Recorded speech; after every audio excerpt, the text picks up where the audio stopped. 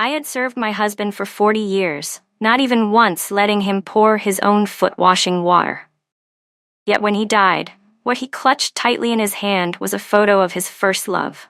I had taken care of my paralyzed mother-in-law for 8 years, yet she called me a country bumpkin who seduced her son, only worthy of serving her food and cleaning up after her. I worked tirelessly to put our son through college, but he said I was a malicious, scheming country woman who not only ruined his childhood, but also destroyed the lifelong love between his father and Auntie Emily. I labored away half my life, giving my husband and my mother-in-law dignified farewells. But when I fell ill, my son took away my phone, locked me inside a rundown rental apartment, and let me starve to death. Fortunately, I was reborn. This time, I immediately found myself a strong, muscular man, the tough, rock-solid team leader, Luke Carter. I looked him straight in the eye and asked, "Luke, will you marry me?" The next thing I knew, I opened my eyes and saw myself kneeling on the ground, with Brandon Wong fainted dead away in front of me, and the crowd buzzing noisily around us. "She's about to kiss him," someone exclaimed. "June sticks to Brandon every day. Of course she's been waiting for this moment. Look at her, practically throwing herself at him, just kneeling like that. Even her own dad wouldn't get this much enthusiasm." I scrambled to my feet in a hurry, my long-term malnourished body making me dizzy for a moment. Once I steadied myself and looked around, I realized I had been reborn. Back to that moment 40 years ago when I had once saved Brandon Wong. Looking at him lying there stiff as a board, I, June Miller, didn't hesitate for a second. I turned and walked away. Only a fool would save him again. This lifetime, whether he lived or died, had nothing to do with me. But the onlookers wouldn't let it go.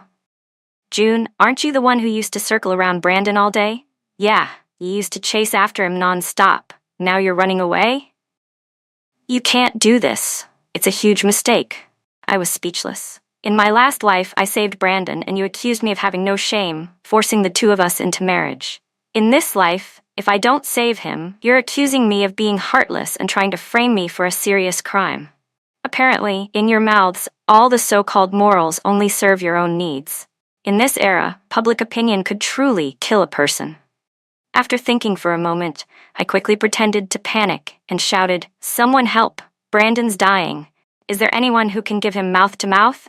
"What are you yelling for? Why don't you do it yourself?" someone barked. "I can't," I said seriously, making things up without blinking. "I'm not healthy. My breathing is too shallow, and I can't blow enough air into him. I physically can't do it." To my surprise, they actually found my explanation reasonable. "Right, but why did Brandon collapse here anyway? He wasn't even supposed to be working in this spot," I said, pretending to be puzzled, glancing at Emily Song, who was hiding behind the crowd. Of course, I knew exactly why. Brandon had collapsed from heart failure after helping Emily with farm work. In my past life, Emily had also hidden in the background, letting the crowd push me into giving Brandon mouth-to-mouth. After I was forced into marrying Brandon, she constantly cried in front of him, claiming that I had come between their love, moaning about, if not in this life, then in the next, and other ridiculous sentimental nonsense. Because of her, Brandon spent the next 40 years obsessed with his so-called first love, treating me with endless coldness and disdain. This lifetime, I'll hand Brandon back to you, Emily. Let's see just how happy you really end up being. "Yeah, Emily, come on, you should be the one," someone in the crowd shouted. "Brandon collapsed because he was helping you. You're the most suitable one to give him CPR." Emily was pushed forward, her face bright red, frantically waving her hands. "I'm not feeling well either. I can't do it," she protested. At that moment, Emily and I stood side by side. I was pale and thin, while she had a chubby, rosy-cheeked face. It was obvious who was the better candidate. Turns out, all the meals I had brought for Brandon to curry favor were actually eaten by Emily. While I was starving, drinking cold water to fill my stomach, Brandon was giving the food I saved up to another woman. "Stop wasting time. If you delay any longer, Brandon will really die. Are you ready to shoulder that responsibility?" someone shouted, hitting the nail on the head. Although I truly wouldn't have minded if Brandon died, the surrounding people kept shouting, forcing Emily into a corner until she almost cried out of sheer frustration. But inside, I was beyond happy. All the grievances I had suffered in my past life, now it was Emily's turn to taste them. With no way out, Emily could only, under my guidance, give Brandon mouth to mouth. A few minutes later, Brandon finally showed signs of life, while Emily's face turned bright red in embarrassment. I turned around, my back facing Brandon Wong, just in time to see him flutter his eyes open in a daze for a split second.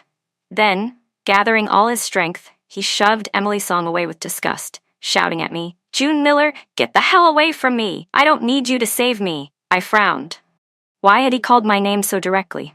Emily, having been pushed aside, began to sob in grievance and shock, crying out, "Brandon, what's wrong with you?" It was only then that Brandon realized it was Emily he had pushed away, while I was standing at least 15 feet away, watching him coldly. Brandon stared at me in disbelief, and in the next moment, he threw his arms around Emily and shouted loudly, "Emily, it was you who saved me! Thank God, thank God!" At that moment, I was absolutely certain Brandon Wong had been reborn too. His sudden outburst caused the surrounding crowd to gasp in shock. "Just now he pushed her away, now he's hugging her," they whispered. I turned around, intending to leave, but Brandon immediately called after me, "June, help me up. Get me some warm water, then go to the team office and find someone to take me to the clinic.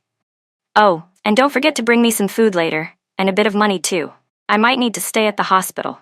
He kept giving orders without a care, completely oblivious to how the entire crowd had gone dead silent, all staring at him. "Is Brandon out of his mind? Why is he bossing June around like that?" someone muttered. "Yeah, his arm's still around Emily's waist, and he's asking June to wait on him? First he kissed her, now he's hugging her, and yet he still thinks he can order June around? How shameless can he be? Looks like Brandon wants to have it both ways. Isn't this a serious offense?" I stared at him with pure impatience. "Are you okay? Why are you asking me to do it? Let the one you're hugging Emily Song do it." "Why?" Brandon started, then suddenly stopped himself, forcing down the words that were about to come out. He changed his tone stiffly. "You're my teammate, June. It's only right to help each other out. Besides, Emily is already exhausted from saving me. You didn't do anything. What's wrong with helping a little? Why are you being so heartless?" He glared at me and added in a warning tone, "Listen up, June. Don't get any funny ideas just because I asked for help. I'm not marrying you. You better kill that dream now." His incoherent, self-contradictory words left everyone utterly baffled. I sneered. "Who wants to marry you anyway? You and Emily are practically joined at the hip already. Go get your marriage license and tie the knot. I have absolutely nothing to do with you. Rest assured, even if I die, I would never marry you." After that, I didn't waste another word. I pushed through the crowd and ran straight home. Mom was already waiting anxiously at the door. The moment I saw her, all my pent-up emotions came flooding out. I threw myself into her arms, crying uncontrollably. In my previous life, after Brandon and I moved back to the city, we left my mom alone in the countryside. During the 40 years that followed, Brandon only let me return home 4 times. My mom visited us once, but she was treated coldly by Brandon and my mother-in-law, facing nothing but scornful looks, and ended up leaving after only 2 short days. In the end, I didn't even get to see her one last time before she passed away. I had been such a fool in my past life. As I sobbed, Mom thought I was heartbroken over Brandon. She stroked my hair gently and said in a soft voice, "Don't worry, sweetie. I'll find someone to talk to Brandon. We'll make sure he officially proposes and marries you. Even though I don't like him much, as long as you do, I'll support you. Stop crying, all right?" Hearing that, I cried even harder. "Mom, I don't like Brandon anymore. I'd rather die than marry him. I will never leave you again, Mom." Mom lovingly patted my back. I helped her as we were about to step into the house when, from afar, I noticed a small, dark figure charging toward us. I squinted and saw clearly it was Luke Carter, the team leader of our production brigade. Luke stopped right in front of me, his dark face expressionless, but his eyes stared at me intensely. His voice was rough and direct. "June, you haven't finished your work in the fields yet." If it had been my past life, I probably would have burst into tears from fear already. Even though Luke Carter was also from the city, he was nothing like those frail, bookish city youths. He was tall and muscular, his whole body packed with strong, solid muscle. The skin exposed to the sun was dark and tough, and most importantly, he almost never smiled. His face was always tight and serious, making him look incredibly fierce. In my past life, whenever I worked, Luke would always hover nearby, his eyes occasionally falling on me. I was scared of him to death, thinking he was supervising my work, so I tried my best to avoid him. It wasn't until much later that I found out Luke had liked me all along. He became a wealthy man in that life, yet never married, all because of me. When I was gravely ill, it was Luke who took me to the hospital and cared for me for a while. If my son hadn't forcibly dragged me back to the filthy rental house, I probably could have lived longer and wouldn't have died in so much pain.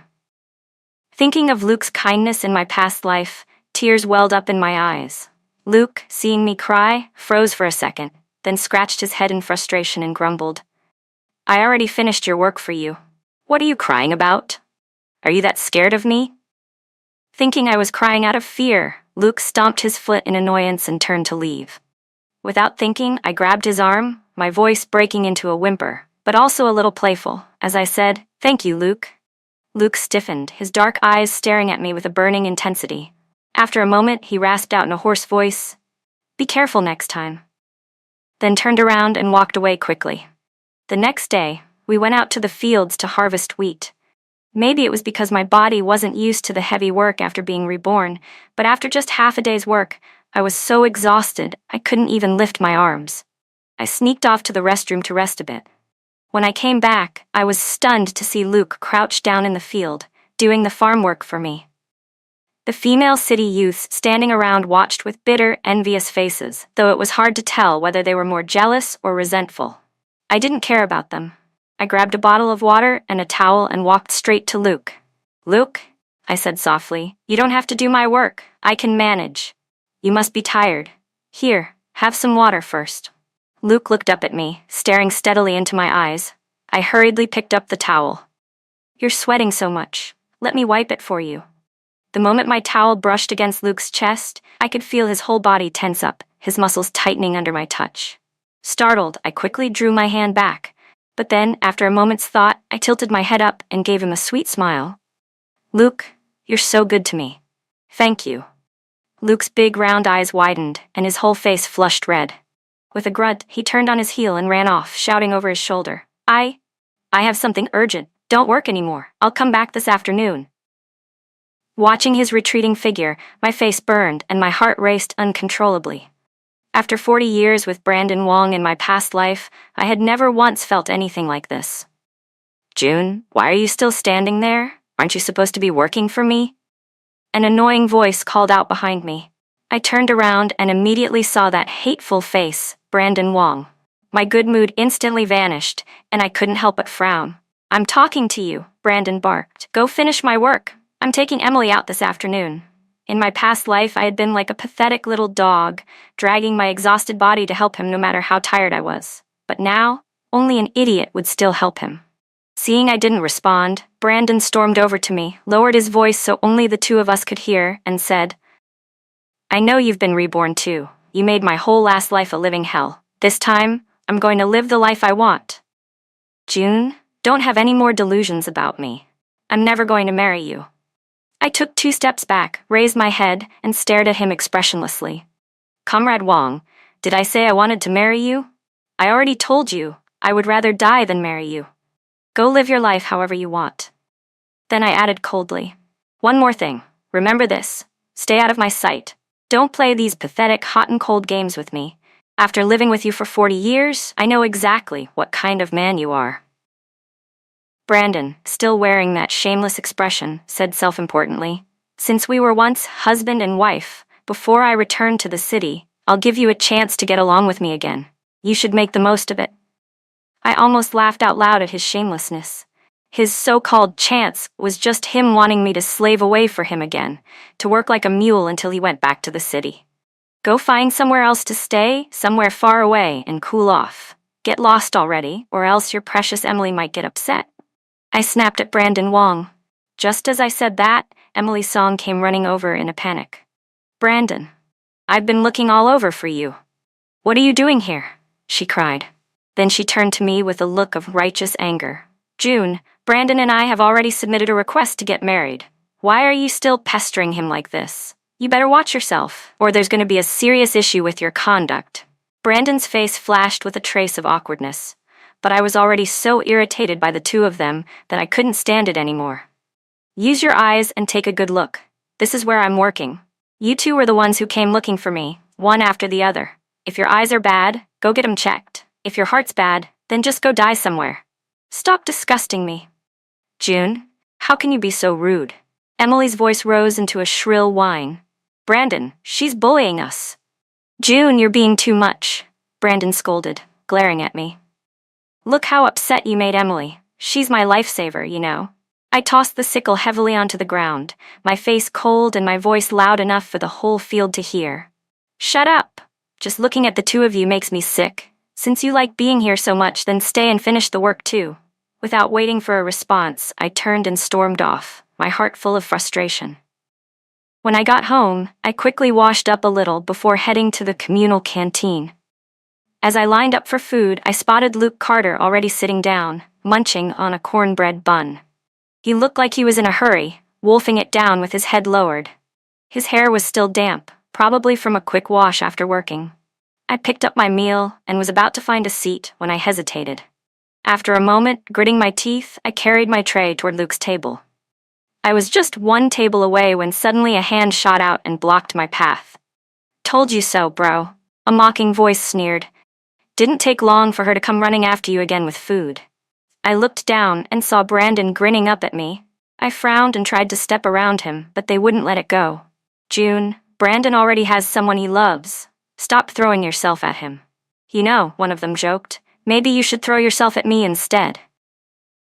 Another voice cut in with fake wisdom. Come on, we're all educated people. No need to be so crude. After all, you can't control who you like. Then Brandon looked at me with a smug smile. Just leave your food here. And don't forget, this afternoon, you need to go help me finish harvesting the wheat. I'll give you time to accept the fact that Emily and I are getting married soon. I was about to explode from anger when suddenly there was a loud crash. Luke had already stood up, his face dark as thunder, his eyes locked onto us. His chair clattered loudly to the floor behind him. He was still chewing furiously on his cornbread, but his expression was like a storm brewing. Even from far away, I could feel the heavy pressure he was radiating. Everyone's gaze shifted to Luke. He didn't say a word, just picked up his tray with a clatter, his dark face frozen stiff, and stormed out of the canteen. What a rude donkey, Brandon muttered under his breath. Seeing Luke walk off, I immediately turned to chase after him.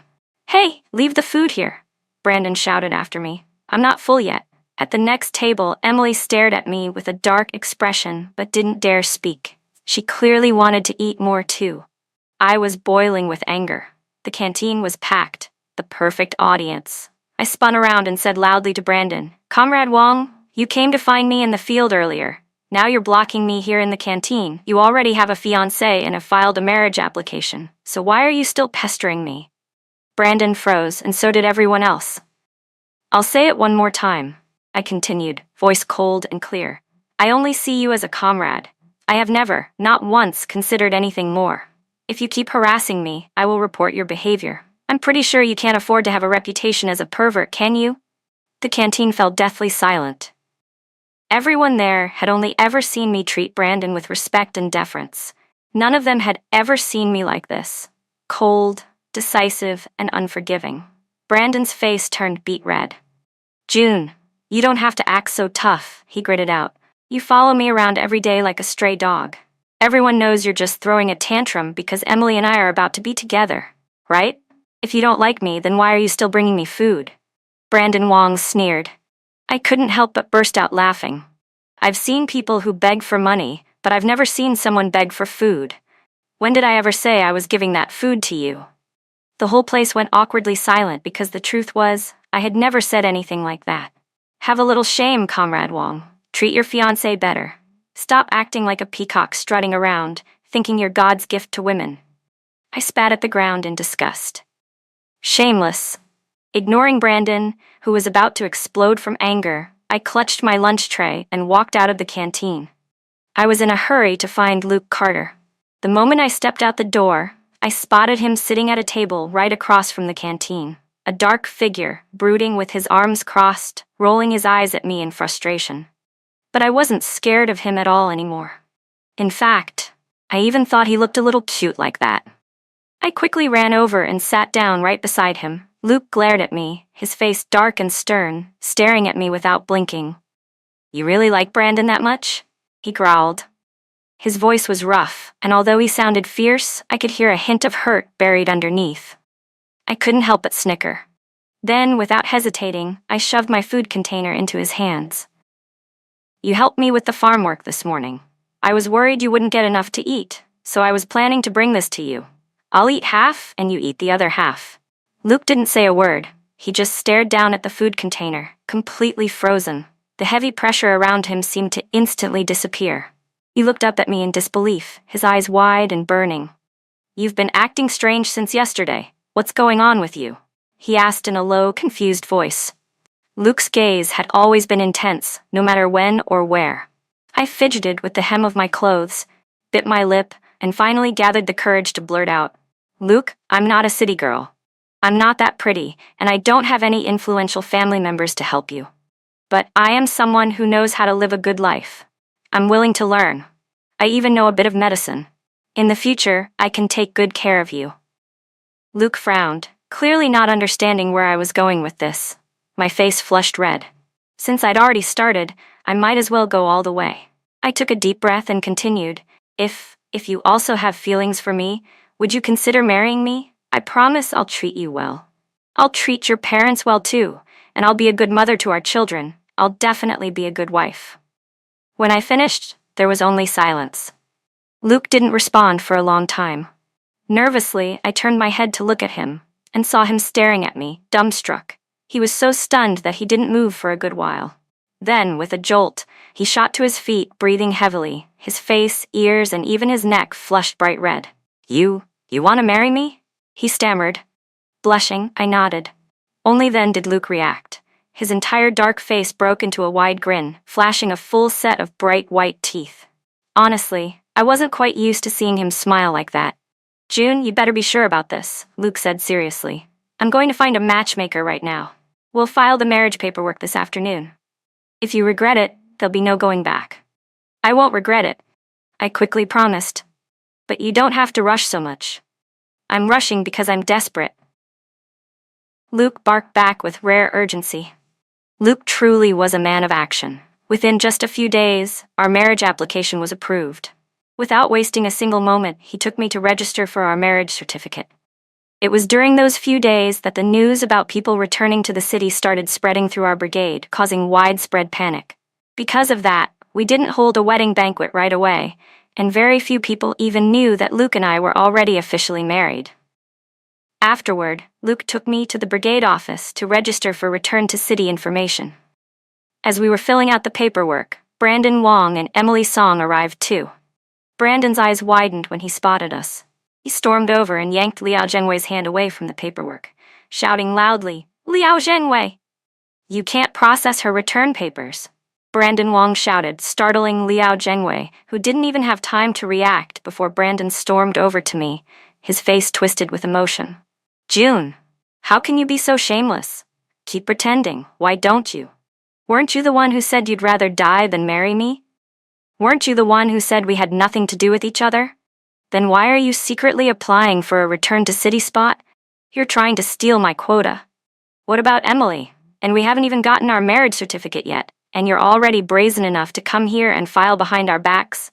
Have you no shame?" Luke Carter's face darkened, and he looked like he was about to charge forward, but I stopped him with just a glance. Liao Zhengwei stood up awkwardly, just about to explain when Brandon interrupted loudly. "Comrade Liao, you don't need to explain for her. This behavior is disgusting. I understand that everyone wants to go back to the city, but she's crossing the line. Everyone here knows about me and Emily. Our marriage report has already been approved."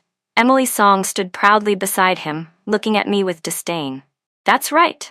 Brandon said that getting entangled with you would doom him for life. Yet here you are, shamelessly sneaking around, trying to file paperwork. Unbelievable.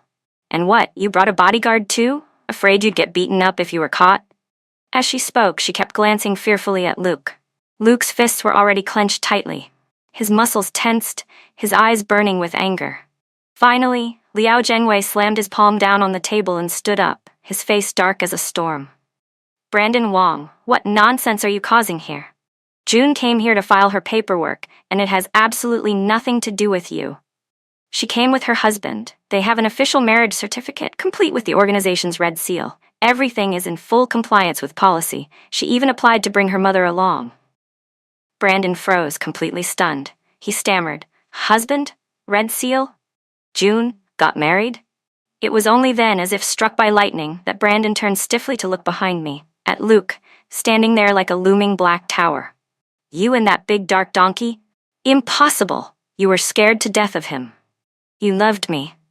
You were obsessed with me. No matter how badly I treated you, you always stuck by me. How could you marry someone else? June, this must be another one of your tricks, right?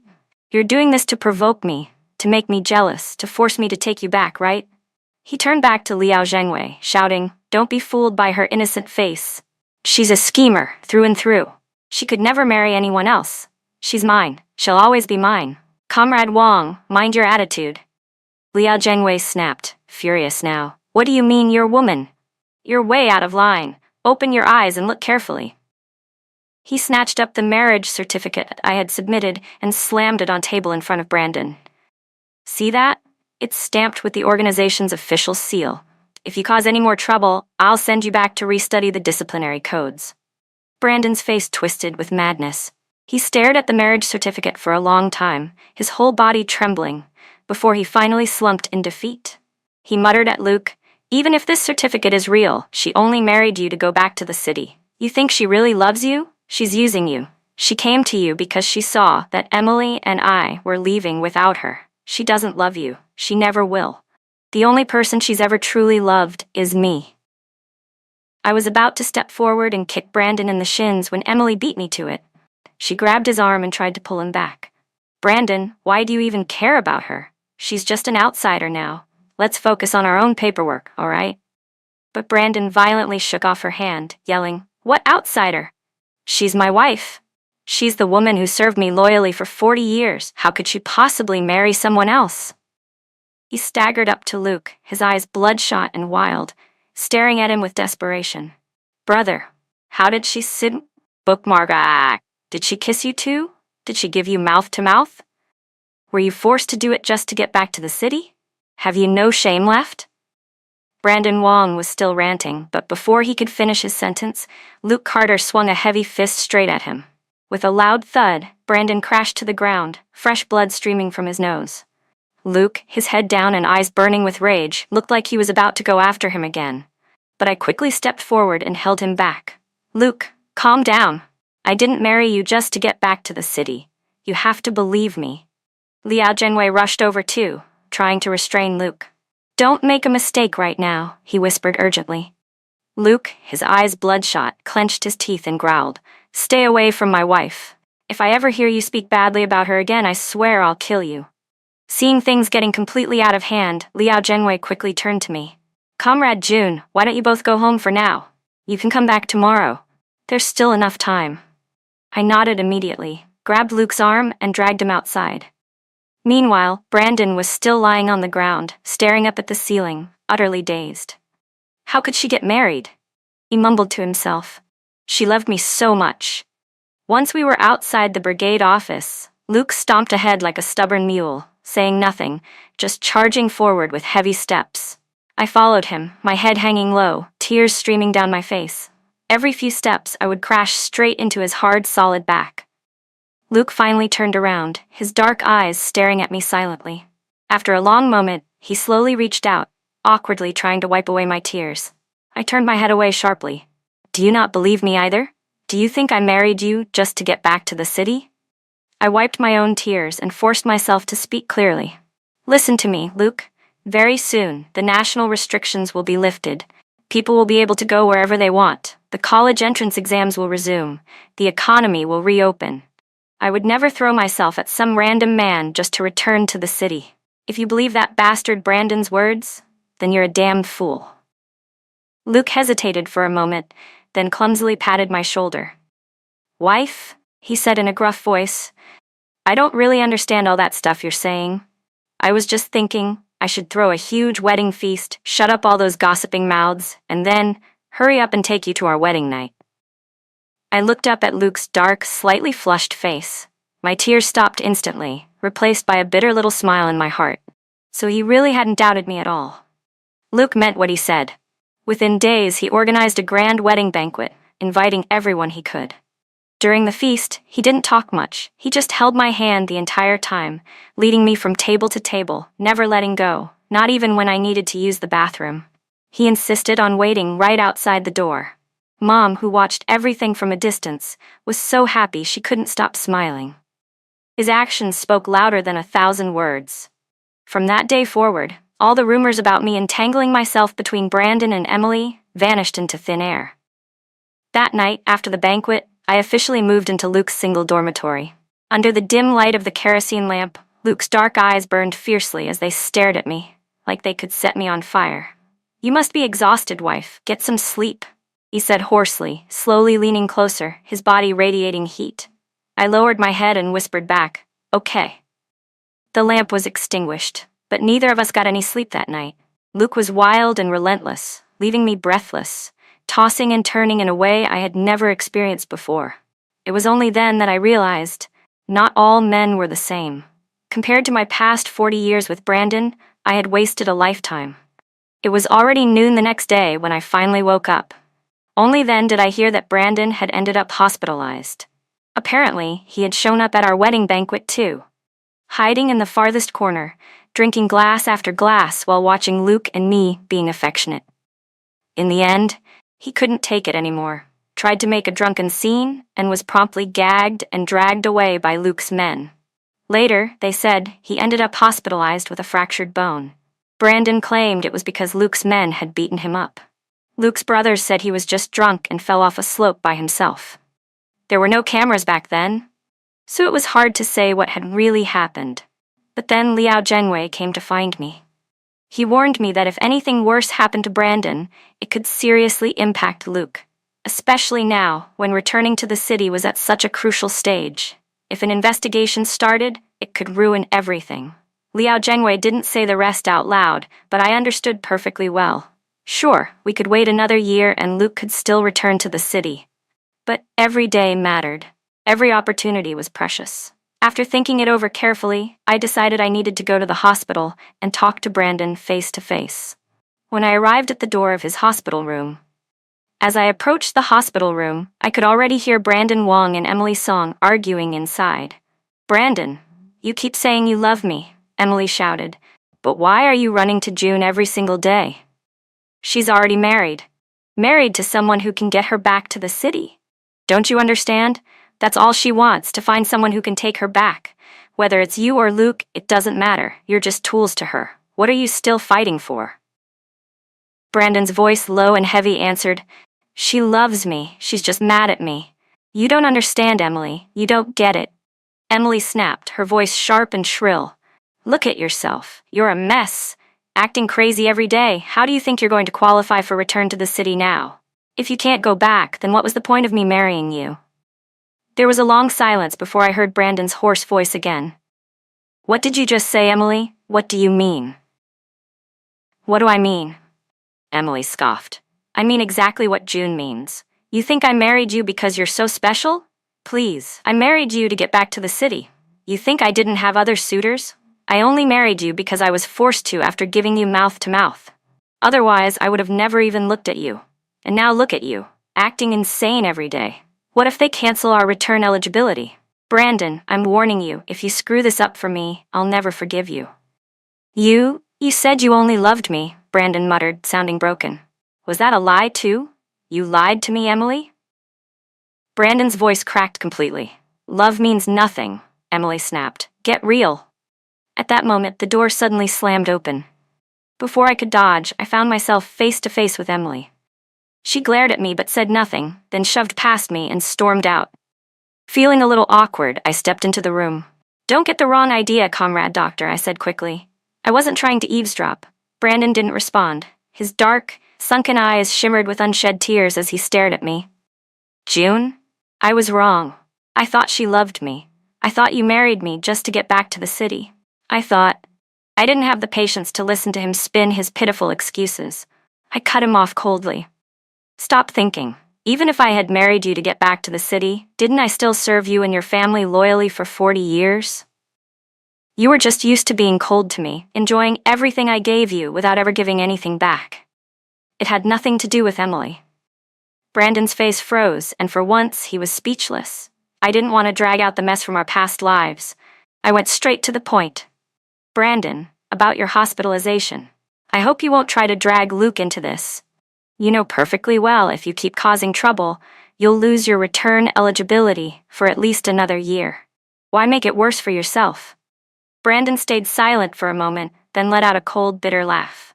So that's why you're here? For Luke? Now you're worrying about another man? You used to only have eyes for me.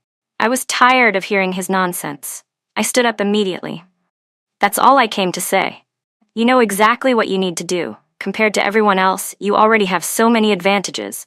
Going back to the city early benefits you as much as it does me. I turned to leave without looking back. But Brandon suddenly lunged forward and grabbed my wrist tightly. June, I know I was wrong. I really know I was wrong. Please forgive me. Just give me one more chance. I don't care that you married Luke or what you did that night. Just divorce him, okay? Please. I can't live without you. I really can't. He burst into sobs, clutching my wrist so tightly it hurt. Startled by his crazed behavior, I forcefully shook off his hand. Brandon, have you completely lost your mind? I'm already married. I love Luke, and he loves me. I would never ever divorce him for you. Have you forgotten how you treated me in our last life? Who would willingly walk back into that hell? I can change, Brandon cried. June, I swear, in this life I'll treat you well.